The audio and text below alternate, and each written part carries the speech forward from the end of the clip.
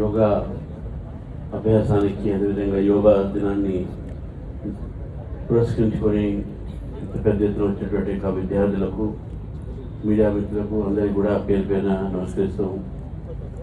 నరేంద్ర మోదీ గారు 12 సంవత్సరాల క్రితం యోగా ప్రపంచానికి పరిచయం చేశారు.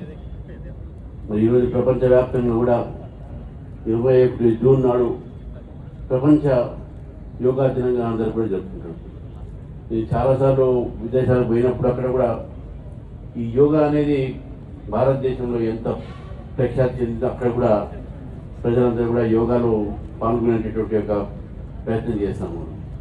ఇది ఆరోగ్యమే కాదు, అదే మానసిక ఒక ఆరోగ్యానికి సమాజానికి కూడా ఇంతకుముందు చెప్పినటువంటి లక్ష్మణ్ గారు సామాజిక సంతులన కోసం కూడా యోగా మనం అవసరం ఉంటుంది. ఒక వ్యక్తిగత నిర్మాణంలో మన పర్సనాలిటీ డెవలప్మెంట్లో ఒక యాంటీ డిప్రెషన్గా ఈ యొక్క యోగా మనకు పనిచేస్తుందని చెప్పేసి కూడా విద్యార్థులందరూ కూడా ఇళ్లలో ఒక యోగాభ్యాసం చేయాలి. వాళ్ళ తల్లిదండ్రులు కూడా వారికి ఎంకరేజ్ చేయాల్సిన అవసరం ఉన్నది. కాబట్టి ఈ యోగా అందరం చేస్తే స్వస్థ భారత్ అనేటటువంటి ఒక ఏదైతే కళను మనం ఉంటున్నామో స్వచ్ఛ భారత్, స్వస్థ భారత్, ఖేలో భారత్ అనేటటువంటి అనేక వివిధ కార్యక్రమాలతో నరేంద్ర మోదీ గారు మన ముందు వచ్చారు.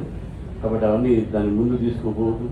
ప్రతి సంవత్సరం కూడా చూస్తున్నాం యోగాలో పాల్గొనేటటువంటి సంఖ్య పెరుగుతూ ఉన్నది. ఈ సంఖ్య ఇంకా పెరుగుతూనే ఉండాలి.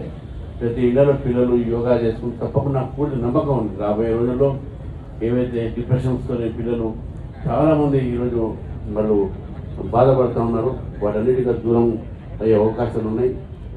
వృద్ధాప్యంలో కూడా యాంటీ ఏజింగ్ కింద కూడా యోగా పనికొస్తుందని చెప్పేసి కూడా మీ అందరికీ తెలియజేస్తూ మరి కిషన్ రెడ్డి గారు ఇంత ఈ పెద్ద కార్యక్రమాన్ని నిర్వహించుకున్నారు. మన రేపు కూడా ఇందిరా పార్క్లో యోగా దినాన్ని మనం జరుపుకుంటున్నాము. మీరు తప్పకుండా అక్కడ పాల్గొనాల్సిందిగా మీ అందరినీ కోరుతూ మరి అవకాశం ఇచ్చినటువంటి నిర్వాహకులకు నాకు ప్రత్యేకమైన ధన్యవాదాలు చెప్తున్నాను. భారత్ మాతాకి జై. Thank you sir, thank you very much. అలాగే ఆరోగ్యంగా ఉండాలి